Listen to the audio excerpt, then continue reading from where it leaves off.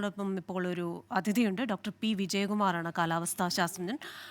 Doctor P Vijayakumar, ഇപ്പോൾ ഈ കാലാവസ്ഥ മാറ്റങ്ങൾക്കൊന്നും ഒരു വ്യവസ്ഥയില്ലാത്ത അവസ്ഥയാണല്ലോ. കാരണം രാവിലെ യെല്ലോ അലേർട്ട്, ഉച്ചയ്ക്ക് ഓറഞ്ച് അലേർട്ട്, വൈകുന്നേരം റെഡ് അലേർട്ട്, അങ്ങനെയൊക്കെ പെട്ടെന്ന് വരുന്ന ചില വ്യതിയാനങ്ങൾ, ചില കാര്യങ്ങൾ, ഈ കൂമ്പാരമേഘങ്ങൾ പോലുള്ള കാര്യങ്ങൾ, ഇതൊക്കെ നമ്മൾ ആദ്യമായി കേൾക്കുന്നു. ഇപ്പോൾ ഈ കനത്ത മഴയാണ് പ്രവചിച്ചിരിക്കുന്നത്. ഇടിമിന്നലുമൊക്കെ സാധ്യത ഉണ്ടെന്ന് കേന്ദ്ര കാലാവസ്ഥാ വകുപ്പ് പറയുന്നുണ്ട്. എന്തൊക്കെ കാര്യങ്ങളിലാണ് ശ്രദ്ധ വേണ്ടത്?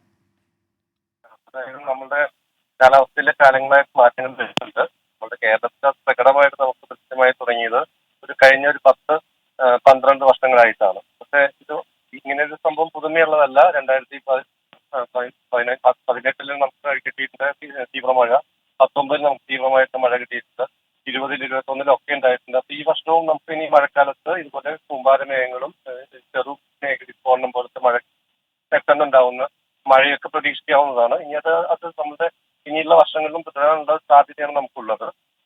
ഇപ്പോഴത്തിലുള്ള നമ്മളുടെ മഴയുടെ കാരണം നമുക്ക് കേരള തീരത്തോട് ചേർന്നുള്ള ഒരു ചക്രവാത ചുഴിയുണ്ട്. ഇന്നലെയൊക്കെ അത് ഒരു ന്യൂനമർദ്ദം എന്ന രീതിയിൽ ശക്തി ആയിരുന്നു. ഇന്ന് അതിന്റെ ശക്തി കുറഞ്ഞിട്ടുണ്ട്. അത് കുറേയും കൂടി വടക്കോട്ടും പടിഞ്ഞാറോട്ടും നീങ്ങിയിട്ട് ശക്തി കുറയുന്നുണ്ട്. അപ്പോൾ നമുക്ക് ഈ മഴ ഇന്ന് രാത്രിക്ക് നമുക്ക് കിട്ടും. നാളെയോടുകൂടി മഴയുടെ ശക്തി പൊതുവെ കുറയാനാണ് സാധ്യത. എങ്കിൽ പോലും നാളെയും നമ്മൾ മഴ പ്രതീക്ഷിച്ചിരിക്കണം. കാരണം ബേ ഓഫ് ബംഗാൾ ഉൾക്കടലിന്റെ സെൻട്രൽ ഭാഗത്തായിട്ടുള്ള ഒരു ന്യൂനമർദ്ദം ശക്തമായിട്ടുള്ള തീവ്ര ന്യൂനമർദ്ദമായിട്ട് മാറിയിട്ടുണ്ട്. അത് ഇന്ന് രാത്രിയോ നാളെ പുലർച്ചയോട് കൂടിയിട്ടോ സൈക്ലോൺ എന്നുള്ള സ്ഥാപിച്ച് അത് കൂടുതൽ വടക്കോട്ട് നീങ്ങും. അപ്പൊ അതിന്റെ ഭാഗമായിട്ട് നമുക്ക് മഴ ഉണ്ടാവാൻ സാധ്യത. നാളെയും കൂടി നമ്മൾ മഴയുടെ ഒരു സാധ്യത പ്രതീക്ഷിക്കുന്നുണ്ട്. അത് കഴിഞ്ഞുള്ള ദിവസങ്ങളിൽ മഴ കുറയാനുള്ള സാധ്യത.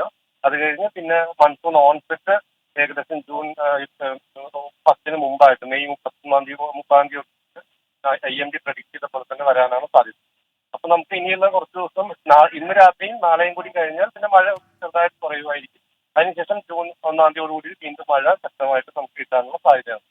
അപ്പൊ ഇത്തരം മഴക്കാലത്ത് സാധാരണ നമുക്ക് പണ്ട് കാലത്ത് കൂമ്പാരമേഘങ്ങൾ ഇത്രയും ഉണ്ടായിരുന്നില്ല.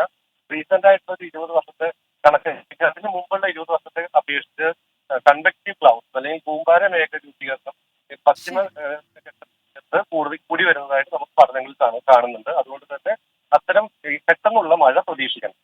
ശരി, വളരെ നന്ദി ഡോക്ടർ പി വിജയകുമാർ പ്രതികരിച്ചതിന്.